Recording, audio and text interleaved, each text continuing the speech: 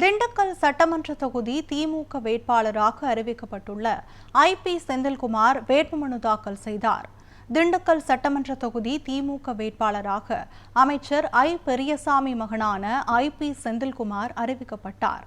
கடந்த சில நாட்களாக திண்டுக்கல் நகரம் மற்றும் புறநகர் பகுதிகளில் தீவிர பிரச்சாரம் மேற்கொண்டு வந்தார்.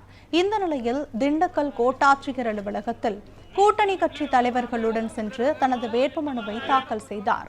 பின்னர் செய்தியாளர்களை சந்தித்த அவர், திண்டுக்கல்லை வளர்ச்சி பாதைக்கு கொண்டு செல்வதே தனது இலக்கு என்றார். மேலும் பழனியை எப்படி வளர்ச்சி பாதைக்கு கொண்டு சென்றேனோ திண்டுக்கல்லையும் அதேபோல் மேம்படுத்துவேன் என்றார்.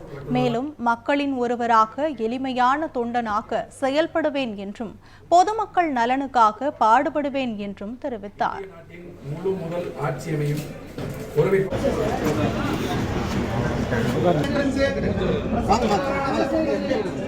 ஆண்டு காலம் சாலை வசதி இல்லாது இருந்த வெள்ளக்கவி கிராமத்திற்கு சாலை வசதியை உருவாக்கி தந்திருக்கிறேன்.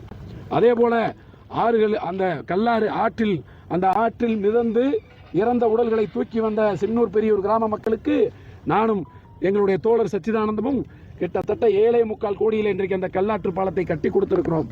இதுபோக அரசு மாவட்ட மருத்துவமனையாக பழனியை அறிவிக்க வைத்து அந்த மருத்துவமனைக்கு 80 கோடியில இன்றைக்கு கட்டிட பணிகளை கட்டி முடித்து கொடுத்திருக்கிறேன். 940 கோடியில ஒட்டஞ்சத்திரம் பழனி 2 தொகுதிகளுக்கும் அனைத்து கிராமங்களுக்கும் கூட்டு குடிநீர் திட்டத்தை நிறைவேற்றி இன்றைக்கு எல்லா கிராமங்களுக்கும் தண்ணீரை கொண்டு போய் சேர்த்திருக்கிறோம். ஆக பழனியில 120 கோடியில பாதாள சாக்கடை திட்டப்பணிகளை பழனிக்கு கொண்டு வந்திருக்கிறேன்.